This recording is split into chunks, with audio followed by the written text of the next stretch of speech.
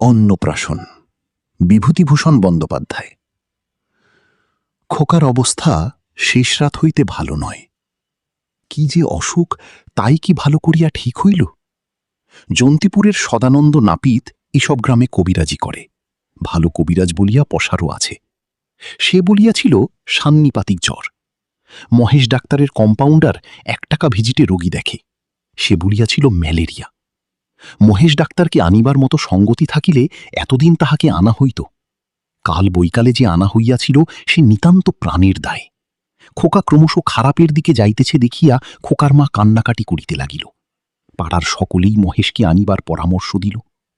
পরিবারের গায়ের একমাত্র সোনার অলঙ্কার মাকড়ি জোড়াটা বাঁধা দিয়া 8টা টাকা কি সব ঘোড়ার গাড়ির ভাড়া ও ভিজিটেই ডাক্তারের পাদপদ্মে ঢালিয়াছে।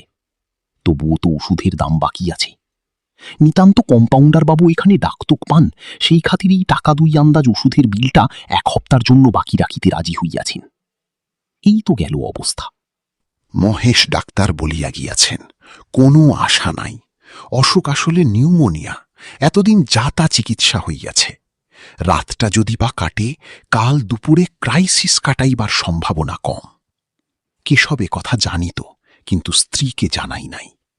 শেষ রাত্রের দিকে যখন খোকার হিক্কা আরম্ভ হইল, খোকার মা বলিল, ওগো, খোকার হিক্কা উঠেছে, একটু ডাবের জল দিলে হিক্কাটা সেরে যাবে এখন। জল দেওয়া হইল। হিঁচকি ক্রমশই বৃদ্ধি পাইতে লাগিল, কমিবার নামটিও করে না। অতটুকু কচি বালকের সে কি ভীষণ কষ্ট!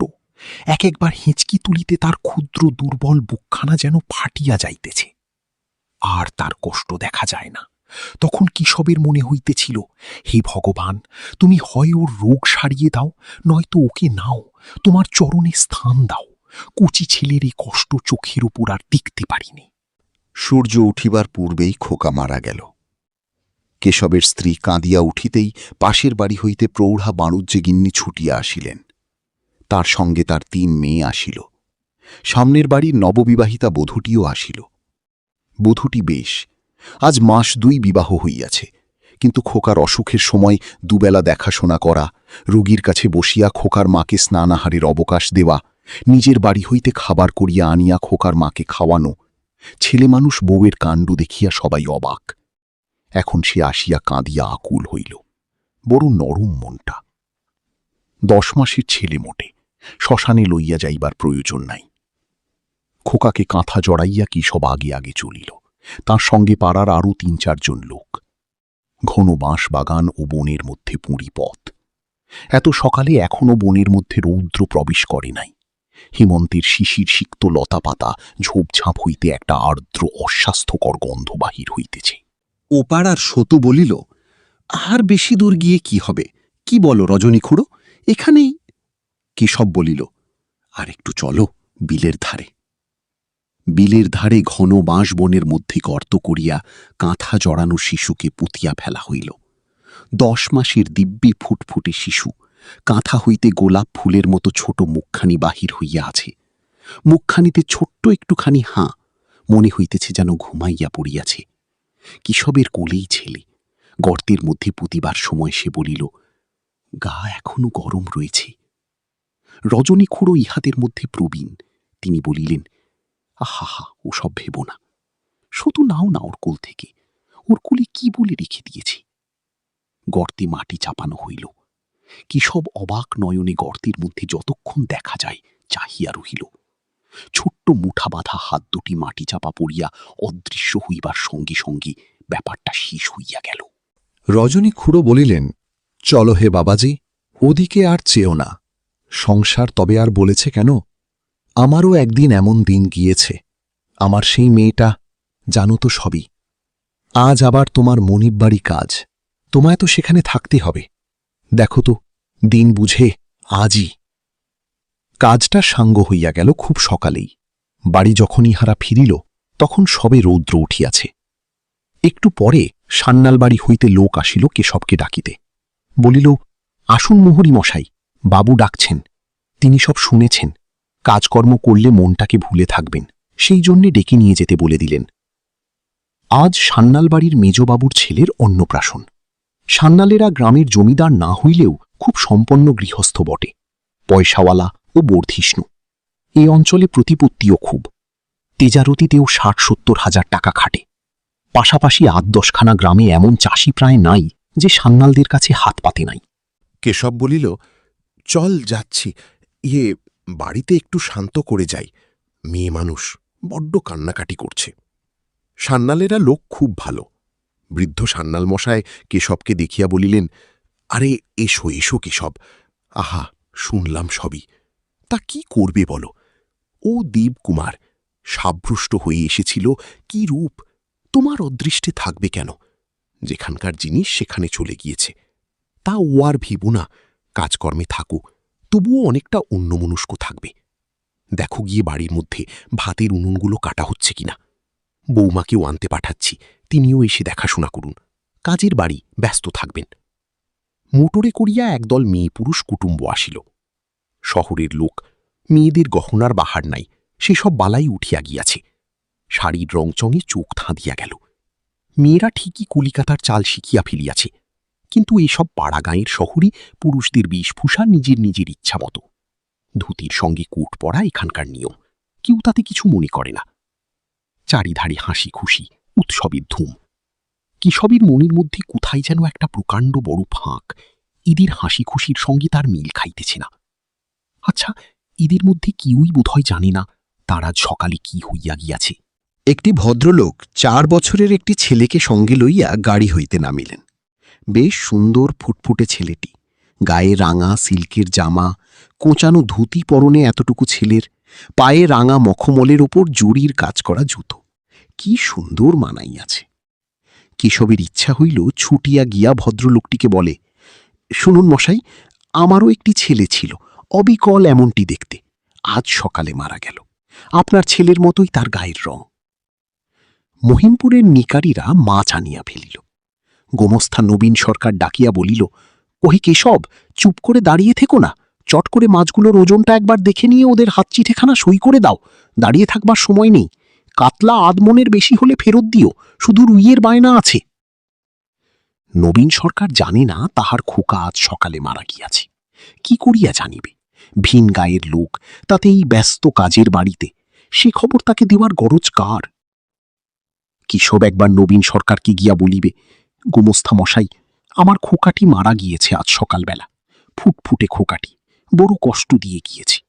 প্রথমে কথাটা তুলিলেন নায়েব মশায়, তারপরে তুমুল তর্ক বিতর্ক ও পরিশেষে ওপাড়ার কুমার চক্রবর্তী রাগ করিয়া চেঁচাইতে চেঁচাইতে কাজের বাড়ি ছাড়িয়া চলিয়া গেলেন। অমন দলে আমি থাকি নে, যেখানে একটা বাঁধন নেই, বিচার নেই, সে সমাজ আবার সমাজ। যে খায় খাক, একটা ভ্রষ্টা স্ত্রীলোককে নিয়ে আমি বা আমার বাড়ির কেউ খাবে না। আমার টাকা নেই বটে, কিন্তু তেমন বাপের, ইত্যাদি। ৩-৪ জন ছুটিল কুমার চক্রবর্তীকে বুঝাইয়া ঠান্ডা করিয়া ফিরাইয়া আনিতে। কুমার চক্রবর্তী যে একরোখা চড়া মেজাজের মানুষ, সবাই তা জানে, কিন্তু ইহাও জানে যে সে রাগ তার বেশিক্ষণ স্থায়ী হয় না। নায়েব মশাই বলিলেন, তুমি যেও না হরিখুড়ো, তোমার মুখ ভালো না, আরও চটিয়ে দেবে। কার্তিক যাক আর শ্যামলাল যাক।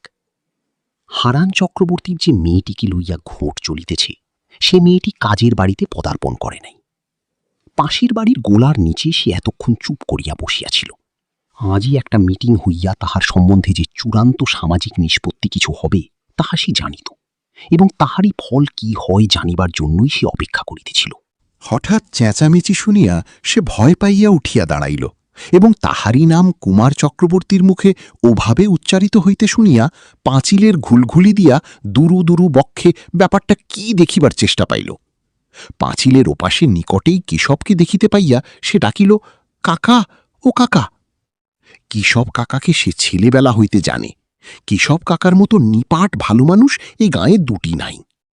আহা, সে শুনিয়াছে যে আজই সকালে কেশব কাকার খোকাটি মারা গিয়াছে, অথচ নিজের দুর্ভাবনায় আজ সকাল হইতে সে এতই ব্যস্ত যে কাকাদের বাড়ি গিয়া একবার দেখা করিয়া আসিতে পর্যন্ত পারে নাই। কেশব বলিল, কে ডাকে? কি বিদ্যুৎ? কি বলছো মা? তা ওখানে দাঁড়িয়ে কেন? হারান চক্রবর্তীর মেয়েটির নাম বিদ্যুৎ। খুব সুন্দরী না হইলেও বিদ্যুতের রূপের চটক আছে সন্দেহ নাই। বয়স এই সবে ১৯। বিদ্যুৎ স্লান মুখে, গলার সুমিষ্ট সুরে অনেকখানি খাঁটি মেয়েলি সহানুভূতি জানাইয়া বলিল, কাকা, খোকামণি নাকি নেই? আমি সব শুনেছি সকালে, কিন্তু কোথাও বেরুতে পারিনি সকাল থেকে। একবার ভেবেছিলুম যাব। কেশব উত্তর দিতে গিয়া চাহিয়া দেখে বিদ্যুতের চোখ দিয়া জল পড়িতেছে। এতক্ষণ এই একটি লোকের নিকট হইতে সে সত্যকার সহানুভূতি পাইল। কেশব একবার গলা পরিষ্কার করিয়া বলিল, তা যা, এখানে দাঁড়িয়ে থাকিস নে, যা। ও ঘোঁটের কথা শুনে আর কি হবে, তুই বাড়ি যা। কুমার চক্রবর্তী রাগারাগি করে চলে গিয়েছে, ওকে সবাই গিয়েছে ফিরিয়ে আনতে।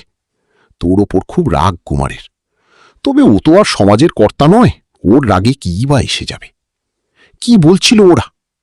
তুই নাকি এখনো গাঙ্গুলি বাড়ি যাস, তোকে ওদের টিউব কলে জল তুলতে যেতে দেখেছে কুমারের স্ত্রী। কোনোদিন নাকি ওদের নারকোল তলায় সুশীলের সঙ্গে কথাবার্তা বলছিলি, তাও কুমারের স্ত্রী দেখেছে। এই সব কথা। বিদ্যুৎ বলিল, আমি যাইনি কাকা, সেবার সেই বারণ করে দেওয়ার পর থেকে আর কখনো যাইনি। এ কথাটা বিদ্যুৎ মিথ্যা বলিল। সুশীলের সঙ্গে তার ছেলেবেলা হইতেই আলাপ।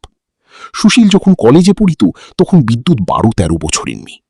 সুশীলদার দেখা পাইলে তখন হইতেই সে আর কোথাও যাইতে চায় না। সুশীলের সঙ্গে তাহার বিবাহ হওয়ার কোনো সম্ভাবনা ছিল না, কারণ তাহারা বৈদিক আর সুশীলেরা রাঢ়ী শ্রেণী। বিদ্যুতের বিবাহ হইয়াছিল পাশের গ্রামের শ্রীগোপাল আচার্যের সঙ্গে। বিদ্যুৎ বিধবা হইয়াছে বিবাহের 2 বছর পরেই। শ্বশুরবাড়ি মাঝে মাঝে যায়, কিন্তু বেশিরভাগ এখানেই থাকে। সুশীলের সঙ্গে তাহার ছেলেবেলার মাখামাখি লইয়া একটা অপবাদ গ্রামের মাঝে রটিয়াছিল। এই অপবাদের দরুনই তাহারা এখন গ্রামে এক ঘরে হইয়া আছে। এ বাড়িতে তাহাদের নিমন্ত্রণ হয় নাই। ইতিমধ্যে ঝুমুর গানের দল আসিয়া হাজির হইল। সামিয়ানার একধারে ইহাদের জন্য স্থান নির্দিষ্ট ছিল।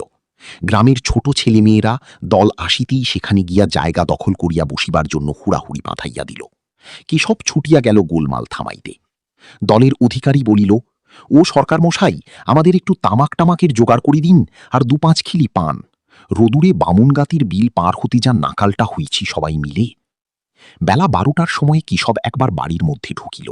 স্ত্রীর জন্য তাহার মনটা চঞ্চল হইয়া উঠিয়াছে। আহা, বেচারি এ বাড়ি আসিয়াছে তো, না খালি বাড়িতে একা পড়িয়া পড়িয়া কাঁদিতেছে? না, দেখিয়া আশ্বস্ত হইল স্ত্রী আসিয়াছে ও ইদারার পাড়ে একরাশ পুরনো বাসন ঝিয়ের সঙ্গে বসিয়া মাজিতেছে। তাহাদের আজ মরণা শৌচ, বাহিরের কাজকর্ম ছাড়া অন্য কাজ করিবার জো নাই। মেজবাবুর যে খোকার অন্নপ্রাশন, দালানে খাটের ওপর সুন্দর বিছানাতে চারিদিকে উঁচু তাকিয়া ঠেস দিয়া তাহাকে বসাইয়া রাখা হইয়াছে। 6 মাসের হৃষ্টপুষ্ট নধর কান্তি শিশু, গায়ে এককা গহনা, সামনের গদিতে একখানা থালি যেসব বিভিন্ন অলঙ্কার আত্মীয় কুটুম্ব বন্ধুবান্ধবে দিয়াছে সেগুলি সাজানো। 3-4 ছড়া হার, সোনার ঝিনুক, পদক, তাগা, বালা, রূপার কাজল লতা। চারিধারে ঘিরিয়া মেয়েরা দাঁড়াইয়া আছে। ইহারা কেউ কেউ এ গ্রামের বৌঝি, কিন্তু বেশিরভাগই নবাগতা কুটুম্বিনীর দল। সকাল হইতে বেলা 11টা পর্যন্ত আপডাউন যে 3খানা ট্রেন যায়, প্রত্যেক ট্রেনের সময়ই 2-3খানা ট্যাক্সি বোঝাই হইয়া ইহারা কোনো দল কলিকাতা হইতে, কোনো দল বা রানাঘাট, কি গোয়ারি কৃষ্ণনগর, কি শান্তিপুর হইতে আসিয়াছে। শহরের মেয়ে, কি সব গহনা ও শাড়ির বাহার, কি রূপ, কি মুখশ্রী, যেন এক একজন এক একখানি ছবি। খোকাটি কেমন চমৎকার হাসিতেছে, কেমন সুন্দর মানাইয়াছে ওই বেগুনি রঙের জামাটাতে। তাহার খোকারও অন্নপ্রাশন দিবার কথা ছিল এই মাসে। গরিবের সংসার। খোকার যখন 4 মাস বয়স, তখন হইতে ধীরে ধীরে সব জোগাড় করা হইতেছিল। কাপালিরা মুসুরি ও ছোলা দিয়াছিল প্রায় 1/2 মণ। নাড়ুর চালের জন্য ধান জোগাড় করা হইয়াছিল। 7-8খানা খেজুরের গুড় দিয়াছিল বাগদিপাড়ার সকরে মিলিয়া। বৃদ্ধ ভুবন মণ্ডল বলিয়াছিল, মুহুরি মশাই, যত তরিতরকারি দরকার হবে আমার ক্ষেত থেকে নিয়ে যাবেন খোকার ভাতের সময়, 1 পয়সাও দিতে হবে না, কেবল বামুন বাড়ির 2টো পেরসাদ যেন পাই। শূদ্র ভদ্র সবাই খোকাকে ভালোবাসিত। মেজবাবুর খোকার গায়ের রং অনেক কালো তার খোকার তুলনায়। মেজবাবু নিজে কালো, খোকার খুব ফর্সা হইবার কথাও নয়। সুতরাং এদের মানানো শুধু জামাই গহনায়। তাহার খোকা গরিবের ঘরে আসিয়াছিল। একজোড়া রূপার মল ছাড়া আর কোনো কিছু খোকার গায়ে ওঠে নাই। আজ শেষ রাত্রে খোকার সেই হেঁচকির কষ্টে কাতর কচি মুখখানি, অবাক দৃষ্টি, নিষ্পাপ কাঁচির চোখের মতো নির্মল ব্যথাক্লিষ্ট চোখ দুটি, হা, মানিকরি। ও কি সব বলি, হ্যাদ দেশে এখানে সঙের মতো দাঁড়িয়ে আছো যে? বেশ লোক যা হোক, ব্রাহ্মণদের পাতা করবার সময় হলো, সামিয়ানা খাটাবার ব্যবস্থা করো গি। আমি তোমায় খুঁজে বেড়াচ্ছি 14 ভুবন, আর তুমি এখানে? বেশ নম্বরী নোটখানি বাবা, পা চালিয়ে দেখো গি। নবীন সরকার। কিন্তু নবীন সরকার তো জানে না। সে কি একবার বলিবে? ও গোমস্তামশাই, এই আমার খোকা আজ সকালে। ওরকম করে আমায় ডাকবেন না, আমার মনটা আজ ভালো না। দলে দলে নিমন্ত্রিত ব্রাহ্মণেরা আসিতে আরম্ভ করিয়াছি নানা গ্রাম হইতে। 11খানা গাঁ লইয়া সমাজ, সমাজের সকলেই নিমন্ত্রিত। বড় বৈঠকখানায় লোক ধরিল না, শেষে লিচুতলায় প্রকাণ্ড শতরঞ্জি পাতিয়া দেওয়া হইল।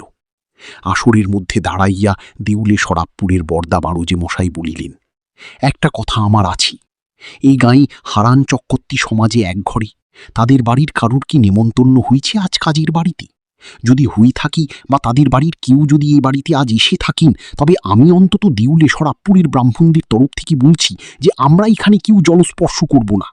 আরও 2-5খানা গ্রামের লোকেরা সমস্বরে একথা সমর্থন করিল। অনেকে আবার হারান চক্রবর্তীর আসল ব্যাপারটা কি জানিতে চাহিল। ছেলে ছোকরার দল না বুঝিয়া গোলমাল করিতে লাগিল। এবাড়ির বৃদ্ধকর্তা সান্যাল মশায়ের ডাক পড়িল। তিনি কাজের বাড়িতে কোথাও ব্যস্ত ছিলেন। গোলমাল শুনিয়া সভায় আসিয়া দাঁড়াইলেন। এ গাঁয়ের সমাজ বড় গোলমেলে, তাহা তিনি জানিতেন। পান হইতে চুন খসিলেই এই 300 নিমন্ত্রিত ব্রাহ্মণ এখনই হইচই বাঁধাইয়া তুলিবে, খাইব না বলিয়া শুভকার্য পণ্ড করিয়া দিয়া বাড়ি চলিয়া যাইবে। প্রাচীন বিচক্ষণ ব্যক্তি সব, কিন্তু সামাজিক ঘোটের ব্যাপারে ইহাদের না আছে বিচার বুদ্ধি, না আছে কাণ্ডজ্ঞান। তবু সান্যাল মশাই সভার মধ্যে খুব সাহসের পরিচয় দিলেন। বলিলেন, আপনাদের সকলকেই জানাচ্ছি যে হারান চক্রবর্তীর বাড়ির একটি প্রাণীও আমার বাড়ি নিমন্ত্রিত নয়, তাদের কেউ এ বাড়িতে আসেওনি। কিন্তু আমার আজ অনুরোধ, এই সভাতেই সে ব্যাপারের একটা মীমাংসা হয়ে যাওয়া দরকার। হারান আমার প্রতিবেশী, আমার বাড়ির পাশেই তার বাড়ি। তার ছেলে মেয়ে আমার নাতি নাতনির বয়সী। আজ আমার বাড়ির কাজ আর তারা মুখ চুন করে বাড়ি বসে থাকবে, এ বাড়িতে আসতে পারবে না, খুদকুড়ো যা দুটো রান্না হয়েছে তা মুখে দিতে পারবে না, এতে আমার মন ভালো নেয় না। আপনারা বিচার করুন, তার কি দোষ? আমাদের গাঁয়ের লোক মিলে আজ সকালে একটা মিটিং আমরা এই নিয়ে করেছিলাম, কিন্তু সকলে উপস্থিত না হলে ব্যাপারটা উত্থাপন করা ভালো নয় বলে আমরা বন্ধ রেখেছি। আমার যদি মত শোনেন, আমি বলি হারান চক্রবর্তীর মেয়ে নির্দোষ, তাকে সমাজে নিতে দোষ নেই। ইহার পর ঘণ্টা 2 ব্যাপী তুমুল বাগযুদ্ধ শুরু হইল, আজ সকালবেলার মতোই। এই সভায় সবাই বক্তা, শ্রোতা কেহ নাই। চড়া গলায় সকলেই কথা বলে, কথার মধ্যে যুক্তিতর্কের বালাই নাই। দেখা গেল এই গাঁয়ের হারান চক্রবর্তীর ব্যাপার লইয়া 2টো দল। একদল তাহাকে ও তাহার মেয়েকে এক ঘরে করিয়া রাখিবার পক্ষে মত দিল, অপরপক্ষ ইহার বিরুদ্ধে। হারান চক্রবর্তীর ডাক পড়িল। তার বয়স যদিও খুব বেশি নয়, কিন্তু কানে একেবারে শুনিতে পান না। টাইফয়েড হইয়া অল্প বয়স হইতেই কান দুটি গিয়াছে। তিনি হাত জোড় করিয়া নিবেদন করিলেন, তাহার মেয়েকে তিনি ভালো রকমই জানেন, তার স্বভাব চরিত্র সৎ। যে ছেলেটিকে লইয়া এ কথা উঠিয়াছে, গাঙ্গুলি বাড়ির সেই ছেলেটি কলেজের পাশ, উঁচু নজরে কাহারও দিকে চায় না। ছেলেবেলা হইতেই বিদ্যুতের সঙ্গে তার ভাই বোনের মতো মেশামেশি, এর মধ্যে কেউ যে কিছু দোষ ধরিতে পারে, ইত্যাদি। ইহার উত্তরে বিরুদ্ধ দলের কর্তা কুমার চক্রবর্তী রাগিয়া উঠিয়া যাহা বলিলেন তাহা আমাদের মনে আছে, কিন্তু সেসব কথা পাড়াগাঁয়ের দলাদলি সভায় উচ্চারিত হইতে পারিলেও ছাপার অক্ষরে প্রকাশ করিবার যোগ্য নয়। অনেক করিয়াও হারান চক্রবর্তীর হিতাকাঙ্ক্ষী দল কিছু করিতে পারিল না। কুমার চক্রবর্তীর দলই প্রবল হইল। আসলে বিদ্যুৎ যে খুব ভালো মেয়ে, বিদ্যুতের মনটি বড় নরম, পাড়ার আপদ বিপদে ডাকিলেই ছুটিয়া আসে এবং বুক দিয়া পড়িয়া উপকার করে। তাহার উপর সে ছেলে মানুষ, এখনও তত বুঝিবার বয়স হয় নাই। বৃদ্ধের দলের আসল যুক্তি এই। কিন্তু এ সত্য কথা সভায় দাঁড়াইয়া বলা যায় না। কুমার চক্রবর্তীর দলের লোকেরা বলিল, সেবার সুরেনের মেয়ের বিয়ের সময় আমরা তো বলে দিয়েছিলাম, বিদ্যুৎ সুশীলদের বাড়ি যাতায়াত বা সুশীলের সঙ্গে মেলামেশা বন্ধ করুক। 1 বছর আমরা যদি দেখি সে আমাদের কথা মেনে চলেছে, তবে আমরা তাদের দলে তুলে নেব। কিন্তু সে কি তা শুনেছি? হারান চক্রবর্তী বলিলেন, কই, কি দেখেছে বলুক, কবে আমার মেয়ে এই 1 বছরের মধ্যে? কিন্তু এমন ক্ষেত্রে পাড়াগাঁয়ে দেখিবার লোকের অভাব হয় না। দেখিয়াছি বই কি, বহু লোক দেখিয়াছে। পরের বাড়ি কোথায় কি হইতেছে দেখিবার জন্য যাহারা উৎপাতিয়া থাকে তাদের চোখে অত সহজে ধুলা দেওয়া চলে না। অবশেষে কে বলিল, আচ্ছা, কাউকে দিয়ে সেই মেয়েটিকে জিজ্ঞাসা করা হোক না। সে যদি আমাদের সামনে স্বীকার করে সে ওখানে যাতায়াত করে এবং সঙ্গে সঙ্গে ঘাট স্বীকার করে, কথা দেয় আর কখনো এই কাজ সে করবি না, তবেই না হয়। বিদ্যুৎ পাঁচিলের ঘুলঘুলিতে চোখ দিয়াই দাঁড়াইয়াছিল। কেশব গিয়া বলিল, মা, আছিস? রাজি হই জানা, ওরা যা যা বলছি, কেন মিছি মিছি? বিদ্যুৎ কাঁদিয়া বলিল, আপনি ওদের বলুন, আমি সবটাতে রাজি আছি কাকা। সভার মধ্যে বাপকে অপদস্থ হইতে দেখিয়া লজ্জায় দুঃখী সে মরিয়া যাইতেছিল। তার জন্যই তার নিরীহ পিতারই দুর্দশা। তাছাড়া তার দাদা শ্রীগোপালের ছোট ছোট ছেলেমেয়েরা আজ ৫-৬ দিন হইতে যজ্ঞিবাড়ির নিমন্ত্রণ খাইবার লোভে অধীর হইয়া আছি। ছেলে মানুষ তারা কি বুঝি, অথচ আজ তাদের নিমন্ত্রণ হই নাই। এই বাড়িতে আসিতে না পাইয়া মুখ চুন করিয়া বেড়াইতেছি, ইহা তাহার প্রাণী বড়ই বাজিয়াছি। ছোট মেয়ে শুভু তো কেবলই জিজ্ঞাসা করিতেছি, পিছিমা, ওদের বালি থেকে ডাকতে আসবে কখন? পায়েস খাবো, ছন্দিস খাবো না পিছি? আমি যাব, উবু যাবে, দাদা যাবে, মা যাবে। তার মা ধমক দিয়া থামাইয়া রাখিয়াছে। থাম, এখন চুপ কর। যখন যাবি তখন যাবি, তা না এখন বরং একটু ঘুমো দেখি। ঘুমিয়ে উঠে আমরা সেই বিকেলে তখন সবাই যাব। ঘরে বাহিরে বিদ্যুতের আর মুখ দেখাইবার জো নাই। কিন্তু কেশবের কথায় কি হইবে? একাধটি বাজে লোকের প্রস্তাবেই বা কি হইবে? বরদা বাণুজ্যে ও কুমার চক্রবর্তী এ প্রস্তাবে রাজি হইলেন না। একবার যে শর্ত ভঙ্গ করিয়াছে তাহার সঙ্গে আর শর্ত করিয়া ফল নাই। আর এই শর্তের ব্যাপার নয়, একটা স্ত্রীলোককে সামাজিক শাসন করা হইতেছে, ইহার মধ্যে শর্তই বা কিসের? মাথা মুড়াইয়া ঘোল ঢালিয়া যে গ্রাম হইতে বিদায় করিয়া দেওয়া হয় নাই এতদিন ইহাই যথেষ্ট। সুতরাং হারান চক্রবর্তী যেমন একঘরে ছিলেন তেমনই রহিয়া গেলেন। তারপর ব্রাহ্মণ ভোজনের পালা। কেশবের মরণাশৌচ সে পরিবেশন করিবে। ভিখারি বিদায়ের ভার পড়িল তার উপর। ২-৩ দফা ব্রাহ্মণ খাওয়ানো ভিখারি বিদায় করিতে সন্ধ্যা হইয়া গেল। সন্ধ্যার পরে শূদ্র ভোজন, সে চলিল রাত ১০টা পর্যন্ত। কেশব সারাদিন হাড় ভাঙা খাটুনির পর যখন খাইতে বসিল তখন রাত ১১টা। আয়োজন ভালোই হইয়াছিল, কিন্তু এত রাত্রে জিনিসপত্র বেশি কিছু ছিল না। কেবল দই ও মিষ্টি এবং ২-৩ রকমের টক তরকারি দিয়া কেশব পরিতৃপ্তির সঙ্গে ২ জনের আহার একা করিল। পরে স্ত্রীকে লইয়া অন্ধকারেই নিজের বাড়ি রওনা হইল। কেশবের স্ত্রীও খুব খাইয়াছে। কেশবের প্রশ্নের উত্তরে বলিল, তা গিন্নির বড় মেয়ে নিজে দাঁড়িয়ে থেকে খাওয়ালে, নিজের হাতে আমার পাতে সন্দেশ দিয়ে গেল, খুব যত্ন করেছে। রান্নাবান্না কি চমৎকার হয়েছে না? কেশব বলিল, তা বড় লোকের ব্যাপার চমৎকার হবে না? নয়তো এমন অসময়ে কপি কোথা থেকে এই পাড়াগাঁয়ে আসে বল দেখি? পেয়েছিলে কপির তরকারি? তার পাইনি, ২-২বার দিয়েছে আমার পাতে। হ্যাঁ, এখন কপি কোত্থেকে আনালে? কলকাতায় কি ১২ মাস কপি মেলে? বাড়ির উঠানে তুলসী তলায় একটা মাটির প্রদীপ তখনও টিনটিন করিয়া জ্বলিতেছে। কেশবের স্ত্রী বলিল, ও বাড়ির ছোট বউ জ্বালিয়ে দিয়ে গিয়েছে। আহা, বড় ভালো মেয়ে, আজ সকালে কেঁদে একেবারে আকুল।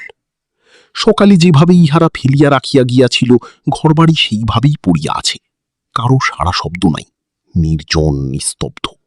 বাড়িখানা খাঁ খাঁ করিতেছে। আশেপাশে ঘন অন্ধকার, কেবল তুলসীতলায় ওই মিটমিটে মাটির প্রদীপের আলোটুকু ছাড়া। কেশব শুইবামাত্র ঘুমাইয়া পড়িল। অনেক রাত্রে ঘুমের মধ্যে কেশব স্বপ্ন দেখিতেছিল। বিদ্যুৎ আসিয়া উঠানের মাঝখানে দাঁড়াইয়া কাঁদো কাঁদো মুখে বলিতেছে, কাকা, আজই বুঝি? একবার ভেবেছিলাম আসব, কিন্তু যে দুর্ভাবনা আমার উপর দিয়ে আজ সারাদিন। বাহিরে ঝমঝম বৃষ্টির শব্দে তার ঘুম ভাঙিয়া গেল। সে ধর্মর করিয়া বিছানায় উঠিয়া বসিল। সর্বনাশ, ভয়ানক বৃষ্টি আসিয়াছে। খোকা, কুচি ছেলে, নিউমোনিয়ার রোগী, বাঁশতলায় তার ঠান্ডা লাগিতেছে যে। পরক্ষণেই ঘুমের ঘোরটুকু ছুটিয়া যাইতেই নিজের ভুল বুঝিয়া আবার শুইয়া পড়িল। ভাবিল, আহা, যখন পতি তখনও ওর গা গরম, বেশ গরম ছিল। হঠাৎ দেখিল সে কাঁদিতেছে, আঝোর ধারে কাঁদিতেছে। বাহিরে ওই বৃষ্টিধারার মতো আঝোর ধারে। বারবার তার মনে হইতে লাগিল, তখনও ওর গা গরম ছিল, বেশ গরম ছিল।